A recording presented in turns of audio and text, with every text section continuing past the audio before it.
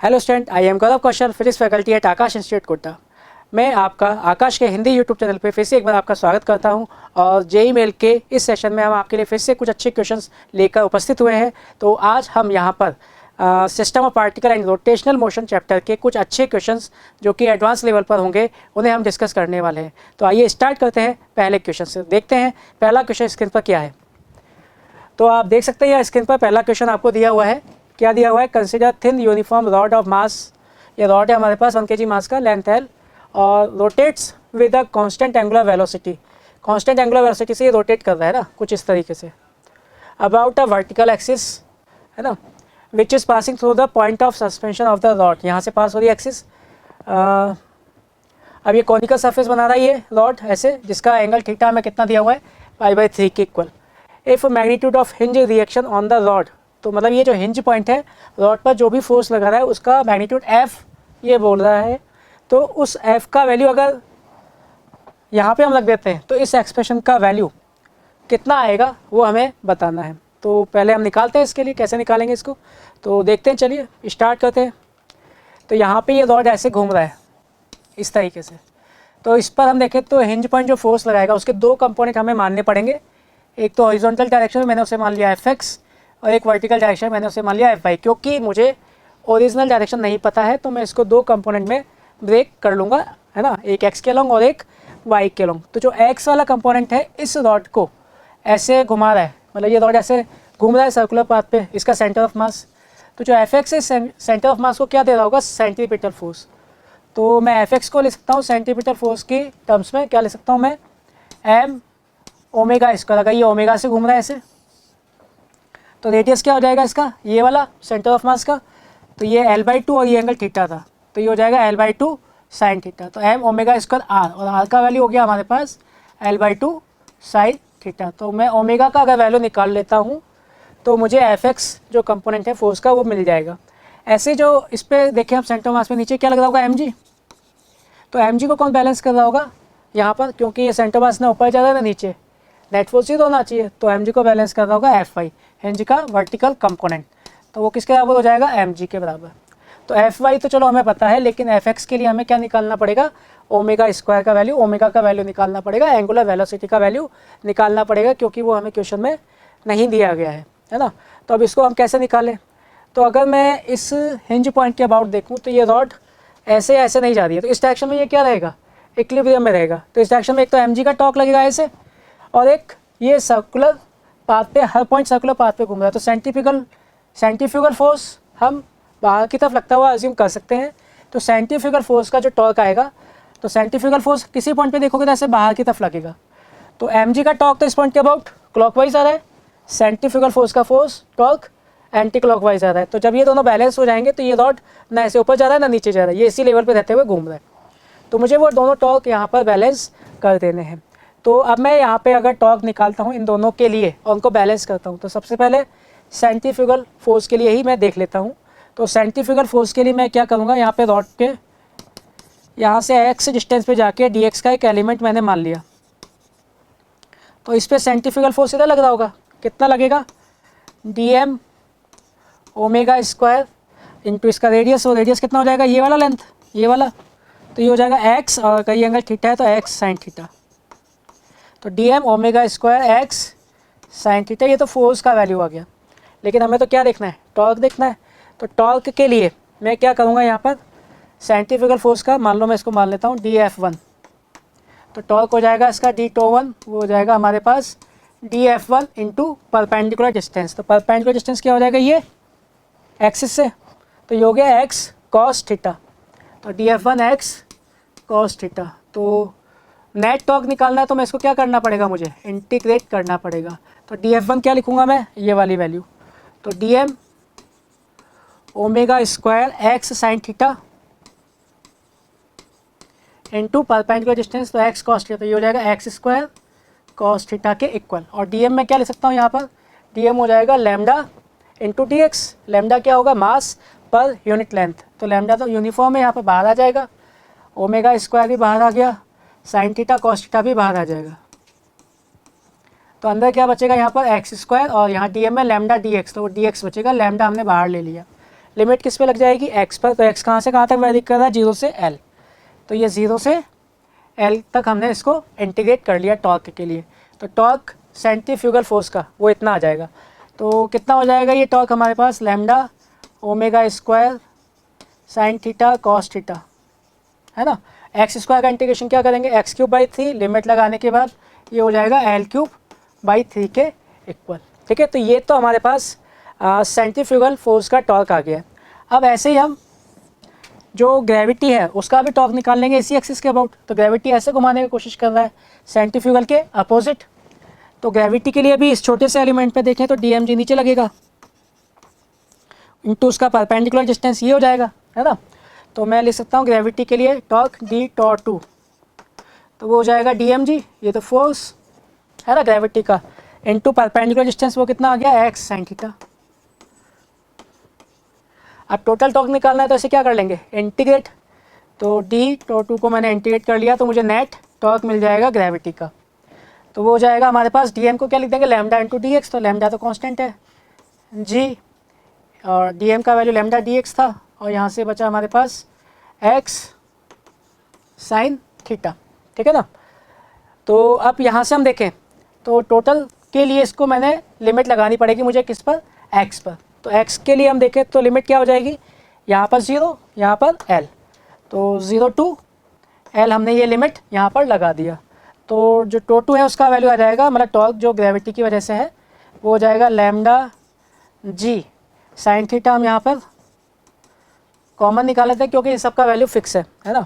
अंदर बचेगा x DX, उसका इंटीग्रेशन करेंगे तो एक्स स्क्वायर बाई 2 आएगा, लिमिट लगाएंगे तो वो हो जाएगा एल स्क्वायर बाई 2। और ये दोनों टॉर्क एक दूसरे को बैलेंस कर रहे हैं, तो इन दोनों का वैल्यू हम बैलेंस मतलब इक्वल कर देते हैं। तो इक्वल करने के बाद यहाँ से हम देखें तो क्या इक्वेशन बन जाएगी हमारी, ये ग्रेविटी का torque lambda g sine theta into l square by 2, और सेंट्रीफ्यूगल फोर्स का टॉर्क हमारे पास कितना हो जाएगा, lambda omega square sine theta cos theta L cube by 3,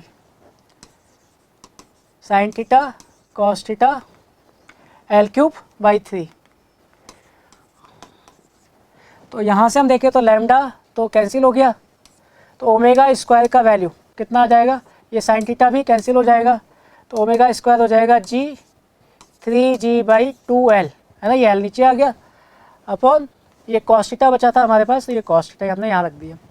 तो इसका कॉस थीटा, थीटा का वैल्यू हमें दिया हुआ है, कितना दिया हुआ है, π/3 के इक्वल, मीन्स 60 डिग्री।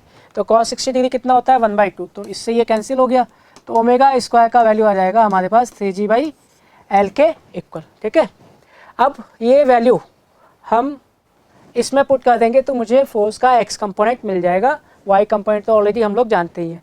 तो यहाँ पे मैंने ओमेगा स्क्वायर l का वैल्यू पुट कर देता हूँ, तो वो कितना आएगा, ओमेगा स्क्वायर l हो जाएगा हमारे पास 3g के इक्वल। तो इस वाली इक्वेशन पुट किया तो कितना बन जाएगा, fx हो जाएगा हमारे पास m ओमेगा स्क्वायर हो गया 3g, है ना। ओमेगा स्क्वायर का value 3g by 2 into sine theta, by 2 into sine theta, और साइन 60 डिग्री वो कितना हो गया, √3/2 के इक्वल। तो ये हो गया हमारे पास 3√3 mg/4, ये fx हो गया। और fy पता ही है हमें, तो नेट फोर्स आप क्या ले सकते हैं, वो हो जाएगा fx square plus fy square का रूट। तो fx तो हमारे पास ये है और fy mg के बराबर था, तो mg तो कॉमन आ जाएगा, तो mg तो कॉमन आ गया, और ये हो जाएगा हमारे पास इसका स्क्वायर, तो ये हो जाएगा 9 × 3/16 + 1, है ना। तो इसको सॉल्व करेंगे तो ये बन जाएगा mg, 16 का तो 4 हो जाएगा बाहर, और ये हो जाएगा 27 + 16 का रूट। और इसको हमें किससे कंपेयर करना है, इसको कंपेयर करना है हमें से 2f/√43 से। तो मैंने इसको लिख दिया, ये वैल्यू इसमें पुट करना है, तो ये कितना बन जाएगा हमारे पास mg, और ये हो जाएगा 27 + 16 43/4। तो हमें वैल्यू निकालना था 2f/√43, तो f/√43 तो mg/4 हो गया, और 2 टाइम्स करेंगे तो वो mg/2 बचेगा। तो हमें वैल्यू निकालना था 2f/√43 का, तो f/√43 तो हो जाएगा हमारा mg/4 इंटू 2 किया तो ये हो गया mg/2 के इक्वल। तो ये हमारे पास f का या जो हमसे पूछा गया उसका वैल्यू होना चाहिए। तो अब इसमें देखें हमें और क्या दिया हुआ है, मास कितना दिया हुआ 1 kg है ना। तो ये वैल्यू मैं अगर यहाँ पुट करता हूँ तो 1 × 10/2 तो ये कितना हो जाएगा 5। तो ये जो वैल्यू जो हमसे पूछा गया है क्वेश्चन में, इसका फाइनल आंसर आ जाएगा हमारे पास 5 के इक्वल। ओके ना। चलिए तो अब अगला क्वेश्चन देखते हैं, अगला क्वेश्चन हमें क्या दिया गया है। तो नेक्स्ट क्वेश्चन आप स्क्रीन पर देख सकते हैं क्या दिया गया है हमें। एक यूनिफॉर्म सर्कुलर डिस्क यहाँ पे दिया हुआ है, मास एम रेडियस आर का, जिस पर एक पॉइंट मास है, यहाँ पर एम मास का, सेम मास का है ना। At its circumference is performing rolling, ये प्योर रोलिंग यहाँ पर परफॉर्म कर रहा है, slipping over the rough horizontal surface as shown है ना। तो प्योर रोलिंग कर रहा है यहाँ पर, ये तो स्लिपिंग नहीं हो रहा होगा। Acceleration of point O is a0 towards right है ना, ये हमें दिया गया। If n is the normal reaction of the disc by the horizontal surface है ना। तो n क्या है यहाँ पे नॉर्मल फोर्स है जो कि यहाँ पे हॉरिजॉन्टल सरफेस ने डिस्क पर लगाया गया होगा। तो हमें n के लिए कंपेयर करना है वो किसके बराबर हो जाएगा, ठीक है ना। तो चलिए देखते हैं कैसे करना है ये क्वेश्चन। तो यहाँ पे ही हमारे पास डिस्क है जिसका मास है, हम रेडियस आर, और यहाँ पे एक पॉइंट पार्टिकल यहाँ पे लगा हुआ है ना। तो यहाँ पे अगर देखें, अगर ये डिस्क आपका a0 से आगे जा रहा है एक्सेलरेशन, तो प्योर रोलिंग कर रहा है तो ये अल्फा भी आएगा, और अल्फा का वैल्यू आप प्योर रोलिंग के लिए क्या लिख सकते हैं, a0/r यहाँ पे लिख सकते हैं है ना। तो इस पॉइंट का अगर मैं एक्सेलरेशन देखूँ इस वाले मास का, तो वो कितना हो जाएगा, a0 तो आगे की तरफ हो जाएगा और अल्फा नीचे की तरफ हो जाएगा विद रिस्पेक्ट टू सेंटर। तो अल्फा आर भी आपका किसके बराबर है, a0 के बराबर है। और यहाँ पे इस पूरे सिस्टम को माने तो नॉर्मल ऊपर लग रहा है वर्टिकल डायरेक्शन में, इसका mg लग रहा होगा, इसका भी mg नीचे लग रहा होगा, और तो कोई फोर्स वर्टिकल डायरेक्शन में नहीं है। तो मैं अगर इसकी फोर्स की इक्वेशन लिखूँ तो मैं क्या लिख सकता हूँ, नॉर्मल ऊपर है ना, इसका mg मतलब 2mg, वो किधर हो गया, नीचे की तरफ हो जाएगा तो 2mg। और नेट फोर्स वाई डायरेक्शन में देखें तो हम क्या लिख सकते हैं, m इंटू इस वाले सेंटर मास का देखेंगे तो 0 आएगा, लेकिन इसका m इंटू नीचे की तरफ कितना आ रहा है, a0 ही आ रहा है ना। तो नीचे हमने अगर प्लस मान लिया तो n नेगेटिव हो जाएगा, 2mg पॉजिटिव हो जाएगा, तो ये a0 भी पॉजिटिव हो जाएगा। तो ये हमारे पास इक्वेशन बन गई। तो मैं यहाँ से देखूँ तो नॉर्मल हो जाएगा हमारे पास, ये हो जाएगा 2mg माइनस mn0 के इक्वल है ना, ये हमारे पास वैल्यू आ गई। तो अब इसी से हमें वो ऑप्शंस कंपेयर करने हैं। तो देखें ऑप्शन क्या दिया हुआ है आपको, n = 2mg, तो 2mg तो नहीं है उसमें कुछ, माइनस हमें करना पड़ेगा। ओके ना, तो माइनस करेंगे तो 2mg से कम आएगा, तो 2mg से कम is third option. So third option will be our correct option in for this question. Okay, चलिए तो अब हम अगले क्वेश्चन पे बढ़ते हैं। तो अगला क्वेश्चन आप देख सकते हैं स्क्रीन पर क्या दिया हुआ है। इसमें क्या बोला गया, uniform circle of mass 2m and radius r, जिसके ही हमारे पास, जिसका रेडियस r है और मास 2m है ना, placed freely on a horizontal smooth surface, ये हॉरिजॉन्टल स्मूथ सरफेस पर डिस्क रखी हुई है। Particle of mass m is connected to the circumference of the disc with a massless string है ना, ये मासलेस स्ट्रिंग है हमारे पास। नाउ एन इम्पल्स इसको दिया जाता है पार्टिकल को इस डायरेक्शन में। तो acceleration of centre mass of the disc just after application of impulse, और इम्पल्स का वैल्यू हमें दिया हुआ है 10 न्यूटन सेकेंड, मास दिया हुआ है इस पार्टिकल का, और रेडियस दिया हुआ है हमें इस डिस्क का है ना, और डिस्क का मास कितना 2mg हमें दिया हुआ है। तो हमें बताना है सेंटर ऑफ मास का, यहाँ पर एक्सेलरेशन, डिस्क के सेंटर ऑफ मास का एक्सेलरेशन कितना होगा। तो आइए चलिए देखते हैं कैसे करना है ये क्वेश्चन। तो अगर मैं इसका FVT बनाता हूँ तो इस डिस्क पे इधर टेंशन T लगा होगा, पार्टिकल पे भी इधर T लगा होगा, प्लस इसका कुछ यहाँ पे वेलोसिटी आ गया होगा है ना, इम्पल्स की वजह से। तो इम्पल्स मतलब J/m, तो ये वेलोसिटी का वैल्यू हो जाएगा हमारे पास। और इस टेंशन की वजह से ये डिस्क इधर एक्सेलरेट होने लग जाएगा। तो सेंटर ऑफ मास का एक्सेलरेशन A, और एंगुलर एक्सेलरेशन मैंने मान लिया क्योंकि टेंशन इधर है तो ये ऐसे घूमेगा है ना, प्लस टेंशन इधर है तो ये जाएगा भी इधर ही, तो एक्सेलरेशन मैंने मान लिया यहाँ पे अल्फा। तो अब मैं इसके लिए अगर इक्वेशन बनाता हूँ है ना, तो इस वाले डिस्क के लिए इक्वेशन लिखता हूँ। तो पहले फोर्स की इक्वेशन, तो T इधर लग रहा है तो T इसको मूव करा रहा होगा, और T का वैल्यू, मास कितना था डिस्क का 2m, तो T equal to net force, यही हो गया इस डायरेक्शन में डिस्क पर, तो ये हो जाएगा 2m × a के इक्वल। फर्स्ट इक्वेशन हमारे पास। दूसरा इक्वेशन, क्योंकि ये रोटेट करेगा तो इसके सेंटर मास के अबाउट, क्योंकि एक्सिस फिक्स्ड नहीं है, तो सेंटर मास के अबाउट टॉर्क किसका आएगा, टेंशन का।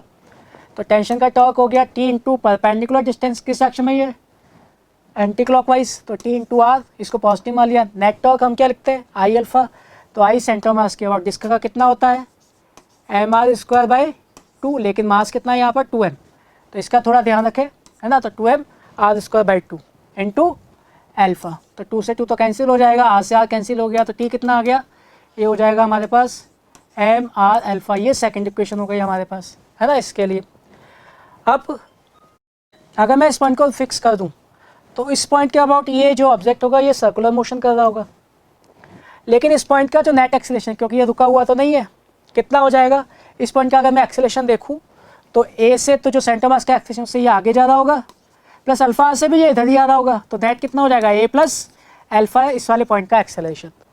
अब इस वाले पॉइंट के अबाउट मैं इसको देखूंगा तो इस पर एक सूडो फोर्स लगाना पड़ेगा मुझे, है ना।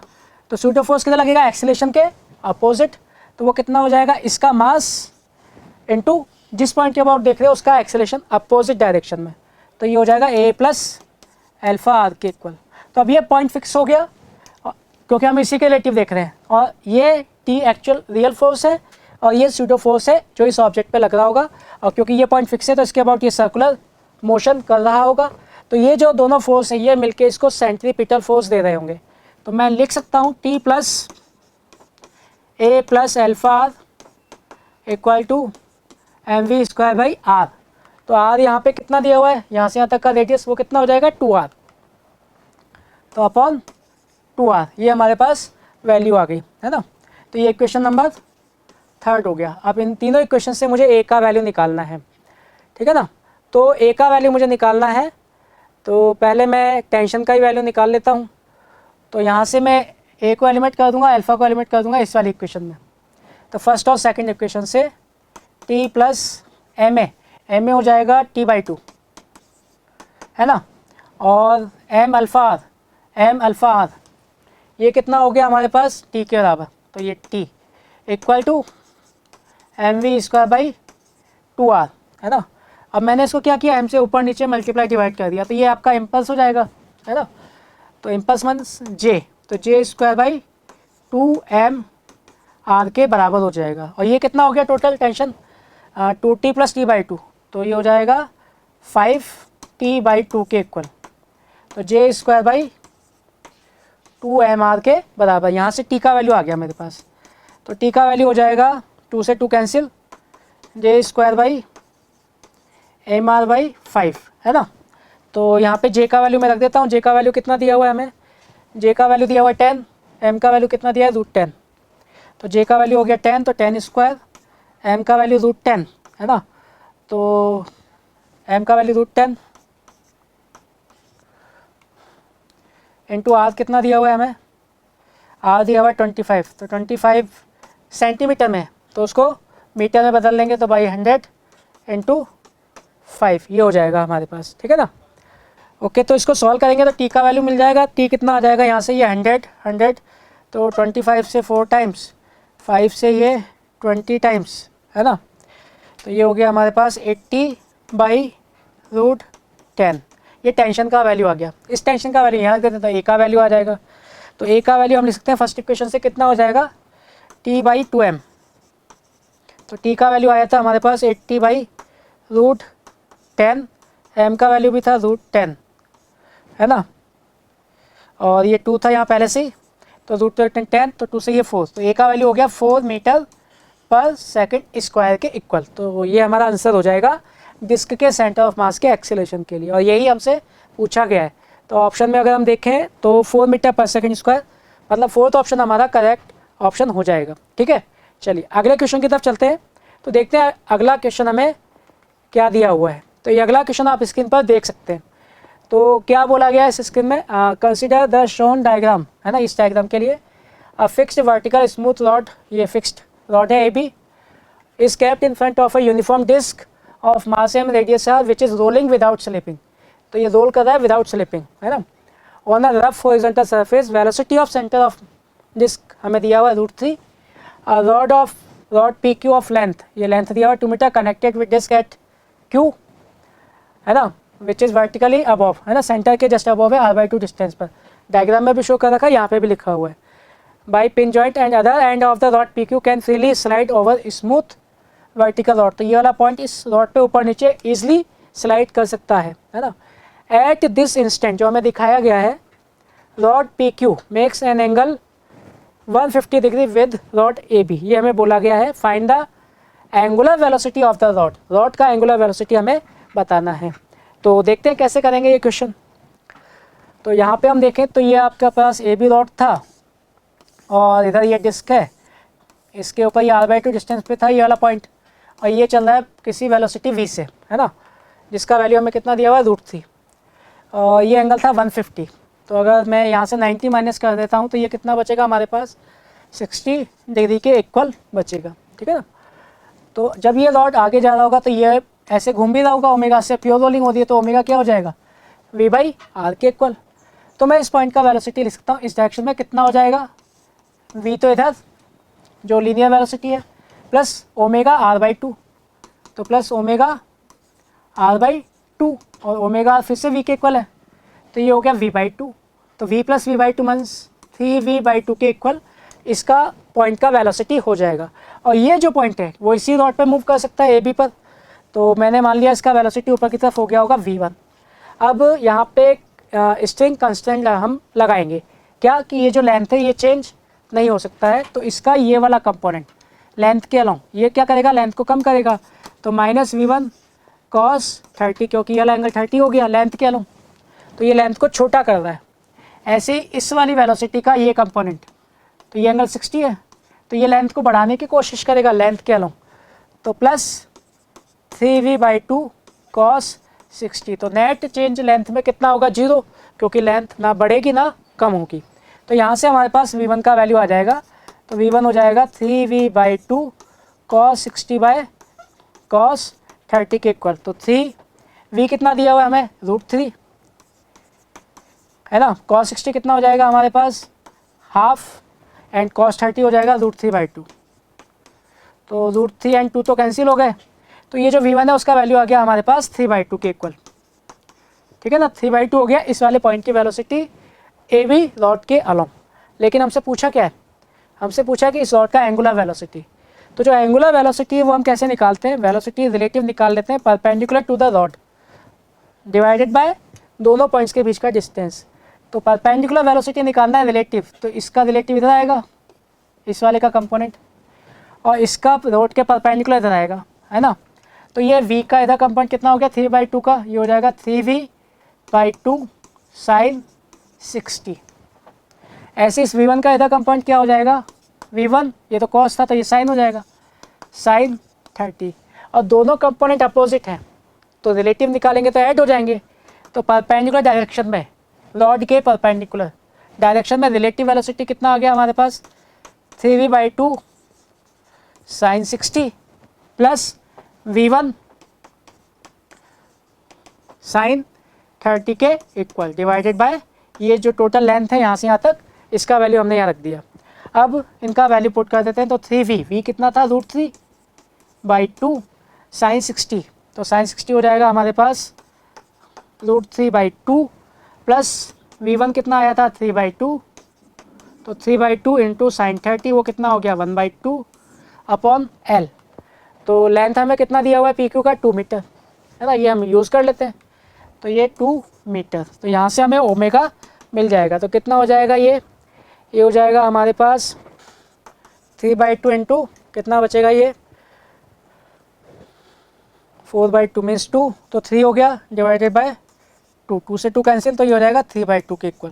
तो 3/2 रेडियन पर सेकंड हमारे पास एंगुलर वेलोसिटी आ जाएगी। तो ऑप्शन देखते हैं क्या ये ऑप्शन हमें दिया हुआ है। तो अगर हम देखें यहाँ पर तो फर्स्ट ऑप्शन हमें यहाँ पर दिया हुआ है 3/2 रेडियन पर सेकंड, जो कि हमारे आंसर से मैच होता है, तो यही हमारा करेक्ट आंसर हो जाएगा। तो चलिए अब अगला क्वेश्चन देखते हैं, अगला क्वेश्चन क्या दिया हुआ है। तो नेक्स्ट क्वेश्चन आप स्क्रीन पर देख सकते हैं, क्या दिया है यहाँ पर, uniform circular disc of mass m and radius r is placed on a rough horizontal surface, है ना, a light rod of length 2r is fixed to the disk, ये इस पर फिक्स्ड है लेकिन इसका कोई मास नहीं है, लाइट है, at disc at point A यहाँ पर फिक्स है, एंड फोर्स इस पर ये फोर्स लगा दिया हमने 3mg/2, और म्यू मिनिमम फ्रिक्शन कोफिशिएंट यहाँ पे बोला गया है to just start pure rolling. तो म्यू मिनिमम का वैल्यू निकालना है जिसके लिए इस कंडीशन में प्योर रोलिंग हो सके। तो अब मैं अगर यहाँ से देखूँ ये प्योर रोलिंग कर रहा है तो ये जो कॉन्टैक्ट पॉइंट है ये इंस्टेंटेनियस एक्सिस की तरह बिहेव करेगा। तो नॉर्मल फ्रिक्शन और mg, जो डिस्क का mg होगा सेंटर मास से, उन सब का टॉर्क तो इसके अबाउट 0 हो जाएगा। तो टॉर्क किसका लगेगा? ओनली 3mg/2 का। और इसकी परपेंडिकुलर डिस्टेंस क्या होगी एक्सिस से? 2r। और ये कैसे लग रहा है? ऐसे, है ना, इसके अबाउट। तो क्लॉकवाइज, तो एंगुलर एक्सेलेरेशन में मैं इधर ही मान लेता हूँ क्लॉकवाइज अल्फा, और इसका लीनियर एक्सेलेरेशन कितना मान लेते हैं हम? 1 के बराबर। ये कुछ आगे ज़्यादा होगा, है ना। तो मैं यहाँ से अगर देखूँ तो टॉर्क कितना आ गया इस वाले फोर्स का, क्योंकि बाकी सबका टॉर्क तो 0 हो जाएगा इस वाले पॉइंट के अबाउट, क्योंकि ये आपका इंस्टेंटेनियस एक्सिस की तरह बिहेव कर रहा है। तो ये हो जाएगा टॉर्क हमारे पास 3mg/2 इंटू 2r, है ना, क्योंकि परपेंडिकुलर डिस्टेंस 2r है। और नेट टॉर्क क्या लिखोगे? आई अल्फा। तो रॉड का तो कोई मास ही नहीं है तो उसका मोमेंट ऑफ इनर्शिया 0 हो जाएगा, लेकिन डिस्क का होगा। डिस्क का मास हमें m दिया हुआ है, तो डिस्क का मोमेंट ऑफ इनर्शिया हम क्या लिख सकते हैं? mr²/2। ये तो उसके सेंटर के अबाउट है, लेकिन हमें इस एक्सिस के अबाउट लगाना है, तो यहाँ से यहाँ पैरेलल एक्सिस थ्योरम लगा देंगे। तो प्लस mr², तो ये तो आई हो गया पूरे सिस्टम का, डिस्क का, क्योंकि रॉड तो मासलेस है, इंटू अल्फा। तो यहाँ से मुझे अल्फा का वैल्यू मिल जाएगा एंगुलर एक्सेलरेशन का। तो एंगुलर एक्सेलरेशन यहाँ से कितना आ जाएगा हमारे पास? ये हो जाएगा 3mgr इक्वल टू, ये हो जाएगा हमारे पास 3mr² इंटू अल्फा। तो mr तो कैंसिल हो गए, 3 से 3 भी कैंसिल हो गया, तो अल्फा का वैल्यू आ गया हमारे पास 2g/r के इक्वल, है ना। ये हमारे पास अल्फा का वैल्यू आ गया। अब एक्सेलरेशन की बात करें सेंटर ऑफ मास के, जो डिस्क था, तो एक्सेलरेशन तो इसका इधर ही पॉसिबल है ना। अगर ये प्योर रोलिंग कर रहा है तो प्योर रोलिंग कर रहा है तो ए इधर, अल्फा आर इधर। तो प्योर रोलिंग के लिए नेट एक्सेलरेशन यहाँ पे 0 होना चाहिए सरफेस के पैरेलल, तो ए इक्वल टू अल्फा आर। तो अल्फा आर कितना हो गया? 2g इस वाली इक्वेशन से। तो हमें डिस्क के सेंटर ऑफ मास का एक्सेलरेशन मिल गया। और डिस्क पे हम देखें तो फ्रिक्शन फोर्स इस पर ऐसे आगे लग रहा होगा, क्योंकि एक्सेलरेशन इधर केवल फ्रिक्शन ही दे सकता है और कोई फोर्स हॉरिजॉन्टल डायरेक्शन में नहीं है, तो ये स्टैटिक फ्रिक्शन होगा। तो static friction equal to m into ए, और ए का वैल्यू कितना हो गया हमारे पास? 2g, तो ये हो जाएगा m इंटू 2g। और हमें पता है स्टैटिक फ्रिक्शन लिमिटिंग फ्रिक्शन से कम होता है ना। तो लिमिटिंग फ्रिक्शन से कम होता है तो लेस देन FL, तो मैं ले सकता हूँ 2mg लेस देन FL। और FL क्या होता है हमारा? म्यू इंटू यहाँ पे जो भी नॉर्मल लग रहा होगा, है ना, तो म्यू इंटू n। अब जो नॉर्मल का वैल्यू है, नॉर्मल का वैल्यू यहाँ पे कितना हो जाएगा हमारे पास? ये ऐसे जा रहा है आगे की तरफ, है ना। तो एक फोर्स तो आपने ऐसे लगाया था इधर से 3mg/2 प्लस इसका mg नीचे लग रहा है, और इस डायरेक्शन में इसका कोई एक्सेलरेशन नहीं है। तो जो नॉर्मल है वो mg प्लस 3mg/2 दोनों को बैलेंस कर रहा होगा, क्योंकि इस डायरेक्शन में डिस्क के सेंटर ऑफ मास का कोई एक्सेलरेशन नहीं है, मतलब डिस्क इस डायरेक्शन में इक्विलिब्रियम में है। तो मैं नॉर्मल का वैल्यू लिख सकता हूँ mg प्लस 3mg/2 के इक्वल। यहाँ से मुझे म्यू का वैल्यू मिल जाएगा। तो ये हो जाएगा 2mg, और ये हो गया हमारे पास म्यू 5mg/2। mg से mg कैंसिल हो जाएगा, तो म्यू का वैल्यू कितना आ जाएगा हमारे पास? म्यू हो जाएगा 4/5, म्यू ग्रेटर देन 4/5। ये ग्रेटर देन इक्वल टू का साइन है यहाँ पर, तो ग्रेटर देन इक्वल टू, और 4/5 मतलब ये हो जाएगा 0.8। तो म्यू का वैल्यू आपका 0.8 के बराबर या उससे ज़्यादा होना चाहिए। तो देखते हैं ऐसा कोई ऑप्शन है क्या। तो म्यू का मिनिमम वैल्यू पूछा है, तो ज़्यादा तो नहीं लेना है हमें मिनिमम वैल्यू, तो मिनिमम वैल्यू 0.8 ये दिया हुआ है, तो यही हमारा करेक्ट ऑप्शन हो जाएगा, ऑप्शन नंबर 2। क्लियर। चलिए अगले क्वेश्चन पे बढ़ते हैं। तो नेक्स्ट क्वेश्चन आप यहाँ स्क्रीन पर देख सकते हैं, क्या बोला गया? यूनिफॉर्म सिलेंडर दिया हुआ है हमें, cylinder of radius r and mass m can rotate freely about a stationary horizontal axis. ये एक्सिस हो जाएगा। तो it's centre a thin cord of length l and mass m is wound on the cylinder. इस पर लपेटा गया इसको cord को in a single layer. Find the linear acceleration of the hanging part. इस हैंगिंग पार्ट का हमें linear acceleration बताना है when it's hanging length is इतना, मतलब इतना लेंथ हैंग हो चुका है टोटल l लेंथ में से, है ना। टोटल लेंथ हमें कितना दिया गया था इसका? रस्सी का l के बराबर, उसमें से इतना लेंथ हैंग हो रहा है, उस स्टैंड पे इस पार्ट का एक्सेलरेशन कितना होगा वो हमें बताना है ना।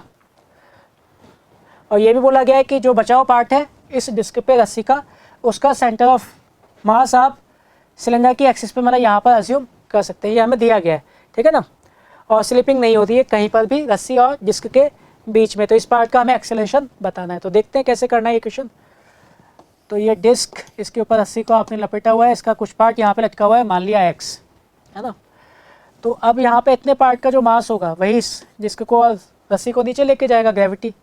तो इतने पार्ट का मास आप कह सकते हो लैम्डा इंटू एक्स। लैम्डा क्या हो गया, मास पर यूनिट लेंथ, इंटू जी, है ना। और यहाँ पे ये टेंशन टी ऊपर, तो ये वाले पार्ट मान लेते हैं ए से नीचे जा रहा है, तो यहाँ पे टेंशन टी इस वाले पार्ट पे ऊपर लग रहा होगा और डिस्क पे नीचे। तो टी माइनस टी, ऊपर माइनस मान लिया, माइनस प्लस लैम्डा एक्स जी ग्रेविटी, इन दोनों का रिजल्टेंट हो जाएगा हमारे पास लैम्डा एक्स इंटू ए की इक्वल। ये फर्स्ट इक्वेशन आ गई हमारे पास। ऐसे ही बचा हुआ पार्ट डिस्क का, उसको ये टेंशन रोटेट भी करा रहा होगा, तो डिस्क पर ये टेंशन ऐसे लग रहा होगा, और जो रस्सी है वो भी इसी पे लपेटा हुआ है, बचा हुआ, और उसका सेंटर यहीं पे आ रहा है ना। तो सेंटर ऑफ मास यहीं पे हो जाएगा, तो उसका सेंटर ऑफ मास से mg का टॉर्क भी 0 आ जाएगा। तो टॉर्क केवल टेंशन का लगेगा यहाँ पर। तो टेंशन का torque T into perpendicular distance मतलब आर। नेट टॉर्क क्या लिख देंगे हम, आई अल्फा। आई कितना हो जाएगा डिस्क का, तो डिस्क का मास है और रेडियस आर हमें दिया हुआ है सिलेंडर का, है ना। तो वो कितना होता है इस वाली एक्सिस के about m r square by 2, plus जो बचा हुआ लेंथ है वो कितना हो जाएगा एल माइनस एक्स, क्योंकि एक्स पार्ट तो यहाँ नीचे लटका हुआ है। तो इस डिस्क के ऊपर कितना बचा एल माइनस एक्स, और हर पार्ट की डिस्टेंस कितनी होगी आर के इक्वल। तो उसका मोमेंट ऑफ इनर्शिया हो जाएगा मास इंटू आर स्क्वायर, क्योंकि डिस्टेंस हर पार्ट की रस्सी के लिए जो इस डिस्क पर है वो आर के बराबर है। तो ये आई, तो एम इंटू एल्फ़ा, आई इंटू एल्फ़ा, ये हमारे पास टॉर्क का इक्वेशन हो गया। तो यहाँ से ये हमारे पास हो जाएगा T equal to m r by 2 plus L minus x lambda into r into alpha के इक्वल, ठीक है ना। अब इस वाले पॉइंट पर देखें, तो ये वाला पॉइंट इधर नीचे तो ए से ज़्यादा होगा हर पॉइंट, है ना, और ये वाला पॉइंट यहाँ पे टेंजेंशियली कितने से आएगा अल्फ़ा से। तो अल्फ़ा तो इस वाले पार्ट की लेंथ कम कर रहा है और ए इस वाले पार्ट की लेंथ बढ़ा रहा है। तो ये जो लेंथ है वो चेंज तो नहीं होना है ना, इतने पार्ट की बात करें ओनली। तो ए से लेंथ बढ़ा, अल्फ़ा से कम हो गया, तो नेट चेंज कितना होगा 0। तो ये हमारे पास फर्स्ट इक्वेशन थी, ये सेकंड इक्वेशन, और ये कौन सा हो गया हमारे पास थर्ड इक्वेशन, ठीक है। अब इन तीनों इक्वेशन को सॉल्व करके हमें एक्सेलरेशन का वैल्यू निकालना है। तो मैं यहाँ से अगर देखता हूँ तो टोटल मास हमें रस्सी का कितना दिया हुआ था, मास एम दिया हुआ है रस्सी का, तो जो लैम्डा है वो कितना हो जाएगा एम बाई एल के इक्वल हो जाएगा। तो लैम्डा तो हमें पता ही है और हमें एक्सेलरेशन निकालना है। अब यहाँ से मैं क्या करूँगा कि अल्फ़ा को एलिमिनेट कर देता हूँ, तो यहाँ से अल्फ़ा का वैल्यू सेकंड इक्वेशन में रख देता हूँ थर्ड वाली इक्वेशन से। तो जो सेकंड वाली इक्वेशन है वो बन जाएगा हमारे पास m by 2 plus L minus x, और जो लैम्डा है वो क्या ले सकते हैं हम, मास पर यूनिट लेंथ, तो वो m बाई एल हो जाएगा, क्योंकि रस्सी का लेंथ l था और मास m हमें दिया हुआ है। तो ये मैं लैम्डा को लिख सकता हूँ m बाई एल, और यहाँ से r तो कॉमन आ गया, तो r इंटू अल्फ़ा किसके बराबर हो गया 1 के बराबर। अब मैं यहाँ से t को भी एलिमिनेट कर दूँ फर्स्ट इक्वेशन का यूज़ करके, तो ओनली एक्सेलरेशन बचेगा जो हमें कैलकुलेट करना है। तो फर्स्ट इक्वेशन से t का वैल्यू मैंने यहाँ पुट किया, तो t का वैल्यू हो जाएगा हमारे पास, ये इधर आके t उधर चला जाएगा, तो lambda means m by L into x into g minus a. ये तो t का वैल्यू हो गया, और किसके बराबर है m by 2 plus L minus X by L into M into A के बराबर। तो m भी सब में क्या हो गया वापस कैंसिल हो गया, ठीक है ना। तो ये हो जाएगा हमारे पास। अब x का वैल्यू दिया हुआ है हमें, कितना दिया हुआ है x का वैल्यू 3l बाई 100, वो वैल्यू मैं यहाँ पुट कर देता हूँ 3l बाई 100, तो l से l कैंसिल हो जाएगा, तो ये 3 by 100 g minus A equal to यहाँ कितना बचेगा 1 बाई 2 l, तो 1 हो गया यहाँ पे, माइनस x का वैल्यू हो जाएगा 3l by 100 upon l into A के बराबर, ओके। तो यहाँ से हम देखें तो ये क्वेश्चन मैं लिख दूँगा यहाँ पर फिर से 3 by 100 G minus A equal to half plus L तो कॉमन आके कैंसिल हो जाएगा इस तीनों में, तो 1 माइनस 3 बाई 100 अपॉन 1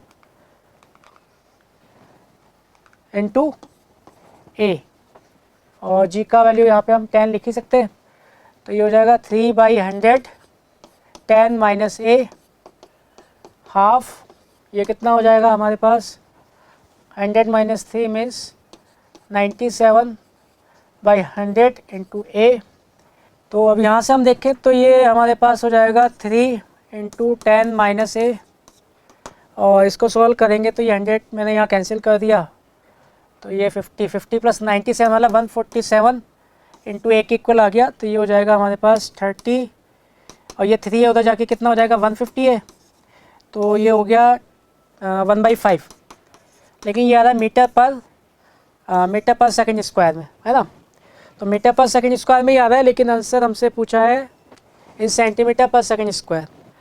तो मीटर पर सेकंड स्क्वायर को अगर मैं सेंटीमीटर में कन्वर्ट करूँगा तो ये हो जाएगा 1/5 into 100 centimetre per second square, तो मतलब ये हो गया 20 centimetre per second square. So this will be our answer for this question. Okay, clear. चलिए अब अगले क्वेश्चन की तरफ बढ़ते हैं, तो देखते हैं अगला क्वेश्चन क्या है। तो अगला क्वेश्चन आप यहाँ स्क्रीन पर देख सकते हैं, ये बोला गया consider rigid body which consist of uniform hemisphere. तो ये हेमिस्फेयर का सरफेस है हमारे पास शेल, है ना, आधा of radius r and uniform cylindrical shell, ये सिलेंड्रिकल शेल है, of height l and radius are.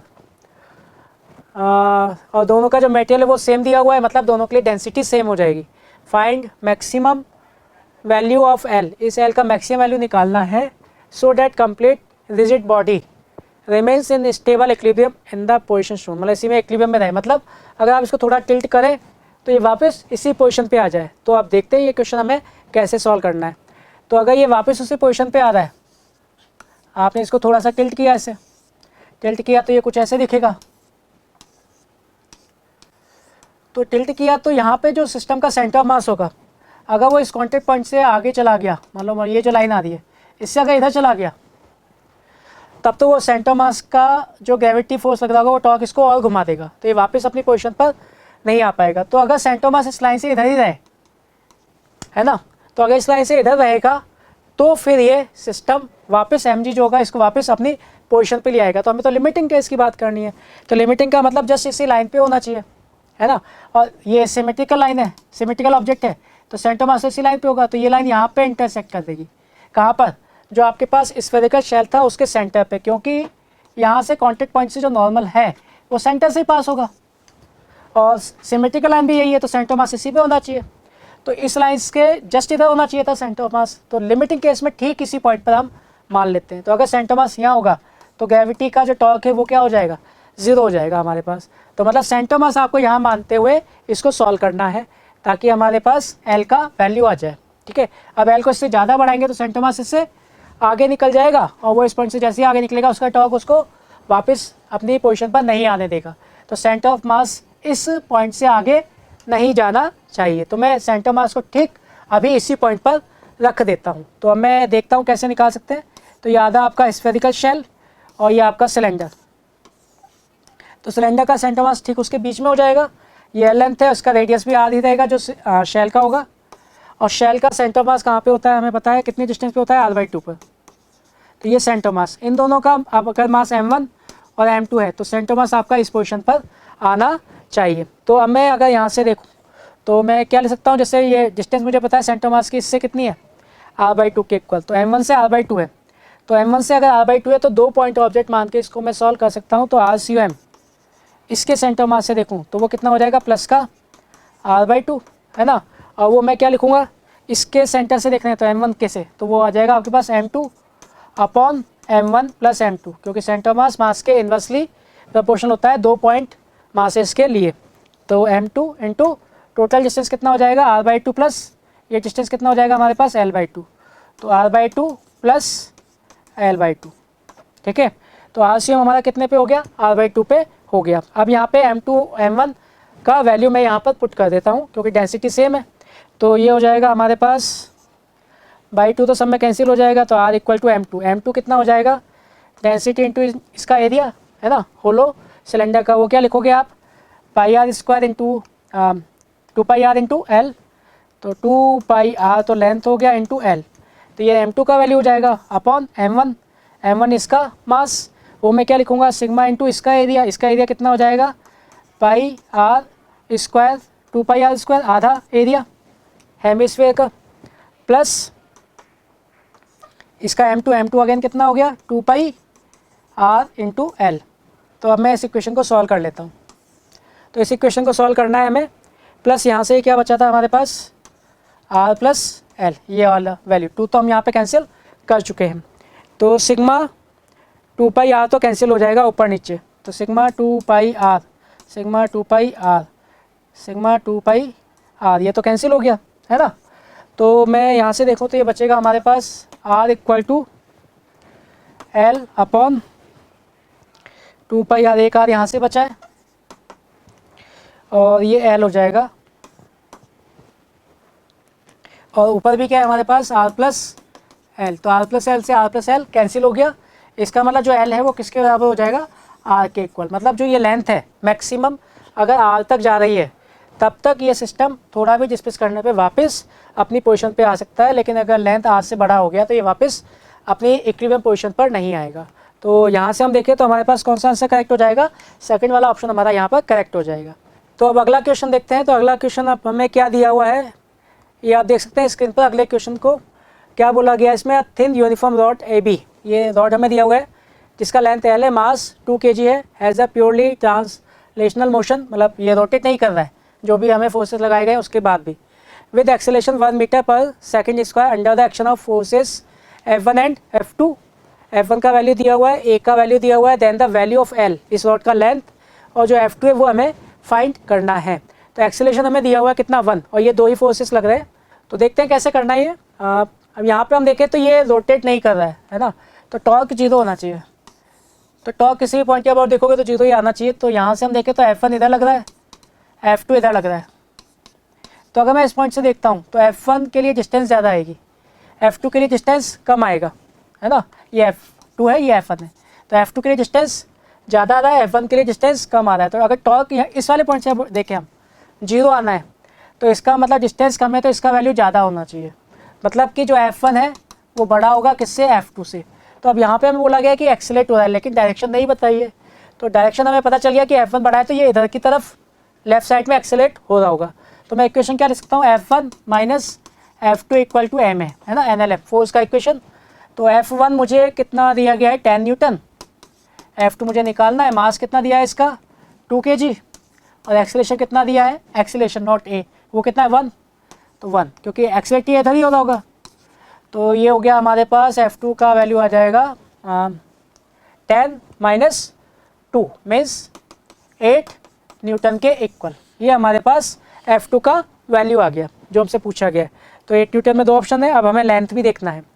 तो अब इसमें हम देखें तो लेंथ हम कैसे देखेंगे, तो वही कंडीशन की ये घूम नहीं रहा है तो नेट टॉर्क क्या होगा 0 होगा। तो मैं अगर इसका सेंटर ऑफ मास यहाँ मान लेता हूँ और इसकी लेंथ यहाँ से यहाँ तक कितनी हो जाएगी L/2, आधी लेंथ नीचे L/2, और इन दोनों के बीच का डिस्टेंस हमें कितना दिया हुआ है 30 सेंटीमीटर। तो ये कितना बचेगा, ये बचेगा L/2 - 30 है ना सेंटीमीटर्स में। तो नेट टॉर्क सेंटर मास के अबाउट इन दोनों का 0 होना चाहिए। F2 कैसे घुमा रहा है क्लॉकवाइज, F1 कैसे घुमा रहा है एंटी क्लॉकवाइज। तो F1 का टॉर्क हो जाएगा हमारे पास L/2 - 30 परपेंडिकुलर डिस्टेंस, और ये किसको बैलेंस कर रहा होगा F2 के टॉर्क को। तो F2 का टॉर्क कितना हो गया L/2। तो F1 का वैल्यू हमारे पास था 10, ये हो जाएगा L - 60/2। F2 कितना आया था हमारे पास 8 × L/2, 2 से 2 कैंसिल हो गया, ये हो जाएगा हमारे पास 10L - 8L। तो ये कितना बचेगा 12, और ये था हमारे पास 600, उधर जाके 600। तो जो L है उसका वैल्यू आ गया हमारे पास 300। ये सेंटीमीटर में था तो ये भी सेंटीमीटर में, और 300 का मतलब 3 मीटर, मतलब जो लेंथ है रॉड का वो कितना हो जाएगा 3 मीटर के इक्वल। तो ऑप्शन अगर हम देखें तो 8 न्यूटन तो फोर्स आया था और लेंथ कितना आ गया हमारे पास 3 मीटर। तो सेकंड ऑप्शन हमारा करेक्ट ऑप्शन हो जाएगा। ठीक है ना। चलिए अब अगले क्वेश्चन की तरफ बढ़ते हैं। तो नेक्स्ट क्वेश्चन आप स्क्रीन पर देख सकते हैं क्या दिया हुआ है इसमें, uniform cube of mass 2 kg rest on a rough horizontal surface with coefficient of friction. Coefficient of friction हमें दिया हुआ है। A force F is applied on the cube as shown, the range of value of force F for which the cube will slide without toppling is given by. मतलब slide ही करे topple ना करे ये हमें देखना है। तो पहले तो हम इसका लिमिटिंग फ्रिक्शन देख लेते हैं, क्योंकि स्लाइड करना है तो उससे ज़्यादा ही बड़ा वैल्यू होना चाहिए। तो लिमिटिंग फ्रिक्शन आप क्या लिखेंगे, म्यू इंटू एन, और एन यहाँ पे कौन दे रहा होगा, इसका वेट, मतलब म्यू इंटू एम जी। तो म्यू कितना दिया हुआ है हमें, फ्रिक्शन कोएफिशिएंट 0.2, मास कितना है इसका 2 kg इंटू 10, तो ये आ गया हमारे पास 4 न्यूटन। मतलब जो एफ है वो 4 न्यूटन से तो बड़ा होना चाहिए, तभी ये स्लाइड कर पाएगा, है ना। अब ये स्लाइड करना स्टार्ट कर दिया, तो अब इस एफ का वैल्यू बढ़ाते जाएंगे, तो हम सेंटर मास के अबाउट टॉर्क देखेंगे। तो सेंटर मास के अबाउट जब ये जस्ट टॉपल करने वाला होगा तो नॉर्मल यहाँ पे लगने लग जाएगा, इस वाले एंड पर, है ना। और फ्रिक्शन आपका स्लाइड कर रहा है तो मैक्सिमम ही लग रहा होगा, काइनेटिक कितना 4 न्यूटन के इक्वल, ठीक है, और एम जी यहाँ से पास कर ही रहा होगा। तो मैं सेंटर मास के अबाउट ही टॉर्क देखता हूँ। तो जो टॉपलिंग करना नहीं है इसको, तो जस्ट टॉपल वाला केस जब आएगा उस केस के लिए फोर्स एफ कितना होना चाहिए, हमें वहाँ तक ही जाना होगा। तो एफ कैसे घुमाना चाह रहा है, सेंटर मास के अबाउट क्लॉकवाइज, नॉर्मल कैसे घुमाना चाह रहा है एंटी क्लॉकवाइज, फ्रिक्शन कैसे घुमाना चाह रहा है क्लॉकवाइज, और एम जी का तो सेंटर मास के अबाउट कोई टॉर्क नहीं आएगा। तो मैं यहाँ से देखूँ तो एफ का टॉर्क इंटू डिस्टेंस, ये कितना हो जाएगा हमारे पास a/2, और फ्रिक्शन का टॉर्क भी इसी डायरेक्शन में क्लॉकवाइज, तो एफ के उसके लिए भी डिस्टेंस कितना हो गया a/2। तो ये किसके टॉर्क को बैलेंस कर लेंगे, नॉर्मल को, और नॉर्मल किसके बराबर है यहाँ पर mg के बराबर, क्योंकि ये ब्लॉक ऊपर नीचे नहीं जा रहा है ना, इक्वल टू ये टॉर्क बैलेंस कर लेगा नॉर्मल का। तो नॉर्मल उसके लिए भी परपेंडिकुलर डिस्टेंस a/2 हो जाएगी, क्योंकि ये क्यूब है तो सभी तरफ से साइड क्या आएगी a, सेम आएगा, तो n इंटू a/2, तो a/2 तो सब में क्या हो गया कैंसिल हो जाएगा। तो f कितना आ जाएगा, f equal to n minus F के, तो n तो हो गया mg, और एफ के हमारे पास आया था मैक्सिमम वैल्यू फ्रिक्शन 4 न्यूटन, और एम जी कितना हो जाएगा यहाँ से 2 kg था, तो 2 इंटू जी माइनस 4, तो 20 माइनस 4 में 60 न्यूटन। तो 60 न्यूटन तक एफ का अगर आप फोर्स वैल्यू लगाते हैं तो ये इसको टॉपल नहीं होने देगा नॉर्मल, लेकिन जैसे ही आप 60 से ज़्यादा करेंगे तो नॉर्मल का टॉर्क इसके टॉर्क को बैलेंस नहीं कर पाएगा और ये टॉपल कर जाएगा। तो ये स्लाइड कब करना स्टार्ट कर देगा 4 न्यूटन पर, और कब तक टॉपल नहीं करेगा 60 न्यूटन तक। तो 4 से 60 न्यूटन तक इस फोर्स की वैल्यू के लिए ये ब्लॉक केवल स्लाइड करेगा, टॉपल नहीं करेगा। 60 न्यूटन के बाद ये ब्लॉक टॉपल कर जाएगा। तो हमें वो वैल्यू निकालनी है जो विदाउट टॉपलिंग के लिए पूछा गया है, मतलब 4 से 60 न्यूटन। तो 4 से 60 न्यूटन देखें तो हम फोर्थ ऑप्शन आ गया हमारे पास, यही हमारा यहाँ पर करेक्ट आंसर हो जाएगा। क्लियर, चलिए अगला क्वेश्चन देखते हैं। तो नेक्स्ट क्वेश्चन आप स्क्रीन पर देख सकते हैं, क्या बोला गया है यहाँ पर, a small block of mass m is released on the top of a uniform vase which is placed on a rough horizontal floor, है ना। the angle theta हमें दिया 53 degree, the friction between the vase and the floor, vase और floor के बीच में sufficient है to prevent sliding, मतलब slide नहीं होने देगा फ्रिक्शन, ओके ना। and the coefficient of friction between the vase and the block, इन दोनों के बीच में कितना दिया हुआ है म्यू के equal, then choose the correct option. तो इस कंडीशन में हमें इन चारों में से वो ऑप्शन सेलेक्ट करना है जो सही हो। तो पहला ऑप्शन देखें तो किस टाइप के दिए हुए हैं कि अगर म्यू इतना होता है friction coefficient, the wedge will not topple for any value of M, मतलब ये टॉपल नहीं करेगा। तो चेक करना पड़ेगा 2 2 5/3। तो पहले तो देखें ये ब्लॉक इस पर रुका रहेगा या स्लाइड करेगा, है ना, क्योंकि वेज तो चलेगा नहीं, फ्रिक्शन सफिशिएंट है नीचे ग्राउंड का जो इसको फिसलने नहीं देगा। तो यहाँ पे आपको एंगल दिया है 53, तो एंगल ऑफ रिपोज वो कितना होता है tan थीटा के इक्वल ही होता है। तो tan 53 मीन्स 4/3। तो अगर आपका ये एंगल म्यू से क्या है कम है ना, tan थीटा जो एंगल ऑफ रिपोज के लिए आएगा अगर वो म्यू से कम है तो वो ब्लॉक उस पर स्लाइड नहीं करता। तो म्यू की वैल्यू यहाँ पे हम देखें तो 5/3, ये भी ज़्यादा है तो इस पर भी ब्लॉक स्लाइड नहीं करेगा। 2 ये तो और ज़्यादा हो गया, 2 5/3, तो ये ब्लॉक इसमें हमें ये तो दिख गया कि इस पर स्लाइड नहीं करने वाला है, और स्लाइड नहीं करने वाला है तो ये ब्लॉक यहीं पर इस पर रेस्ट पर रहेगा अगर ये टॉपल नहीं कर रहा है, और रेस्ट पर है तो इसका जो mg है वो ऐसे लगेगा, है ना। तो वेज भी इस पर इतना ही फोर्स लगा रहा होगा, नेट जो भी लग रहा होगा, है ना, वेज का नॉर्मल फ्रिक्शन सब मिला के। तो इस वेज पर भी मान लो इसने एन लगाया तो वेज पर भी एन नीचे लग जाएगा, ये नॉर्मल नहीं है। नेट कॉन्टैक्ट फोर्स है by the block on wedge, और ये नॉर्मल जो वेज पर लगेगा, ये जो कॉन्टैक्ट फोर्स लगेगा नॉट नॉर्मल, ये किसके बराबर होगा, एम जी के बराबर। तो अगर हम देखें तो टॉपल ये ऐसे ही करने की कोशिश करेगा, तो अगर ये टॉपल करने की कोशिश करेगा तो इस पॉइंट के अबाउट करेगा, तो इस वेज का सेंटर मास यहाँ कहीं होगा, तो ये वाला जो एम जी है ये तो इसको रोकेगा, तो इधर कौन ले जा सकता है, तो इधर ये वाला जो ग्रेविटी था, ये वाला जो एन था कॉन्टैक्ट फोर्स, ये अगर इसका कुछ एंगल इस डायरेक्शन में होता तो ये इसको इधर घुमा सकता था, लेकिन हमें दिख रहा है कि ये एम जी के अलॉन्ग आने वाला है, मतलब ये आगे जाके इसी से पास हो जाएगा, तो इस वाले नॉर्मल का टॉर्क, इस वाले जो कॉन्टैक्ट फोर्स का नेट टॉर्क है वो भी 0 हो जाएगा। तो मतलब कि ये वेज घूम ही नहीं सकता जो हमें म्यू की वैल्यूज़ दी गई हैं, क्योंकि म्यू की वैल्यूज़ इससे बड़ी है, मतलब वो ब्लॉक फिसल नहीं रहा है, फिसलता तो शायद ये घूम सकता था, लेकिन ब्लॉक फिसल नहीं रहा है, तो वो एम जी ही लगाएगा यहाँ पर, और एम जी के बराबर नेट कॉन्टैक्ट फोर्स लगाएगा। वो कहाँ से पास हो रहा है, इसी कॉन्टैक्ट पॉइंट से यहाँ से पास हो रहा है, तो इसके अबाउट ये टॉपल कर सकता था, तो अब ये टॉपल नहीं करेगा क्योंकि इसका टॉर्क 0 हो गया। तो जो हमें म्यू का वैल्यूज़ दिया गया है सब 1053 से बड़े हैं, तो किसी भी केस पे ये जो वेज है वो टॉपल नहीं करेगा, तो will not topple for any value of M, तो ये सही हो गया, ये will not topple for any value of M, तो ये भी सही है, तो फर्स्ट भी सही, सेकंड भी सही। फिर इसमें लिखा है म्यू इक्वल टू 2 अगेन 4/3 से बड़ा है, एंगल ऑफ रिपोज जो आया था tan थीटा के लिए, द वेज विल टॉपल, तो टॉपल तो नहीं हो रहा इसमें भी, तो ये भी गलत हो गया, 5/3 के लिए टॉपल बोला है, ये भी गलत हो जाएगा, मीन्स आपका केवल फर्स्ट और सेकंड ऑप्शन ही यहाँ पर करेक्ट होगा। क्लियर? तो आज इस चैप्टर में इतने ही क्वेश्चंस एडवांस लेवल के, और भी अच्छे क्वेश्चंस को देखने के लिए, समझने के लिए हमारे चैनल को सब्सक्राइब कीजिए, हमसे जुड़िए। धन्यवाद।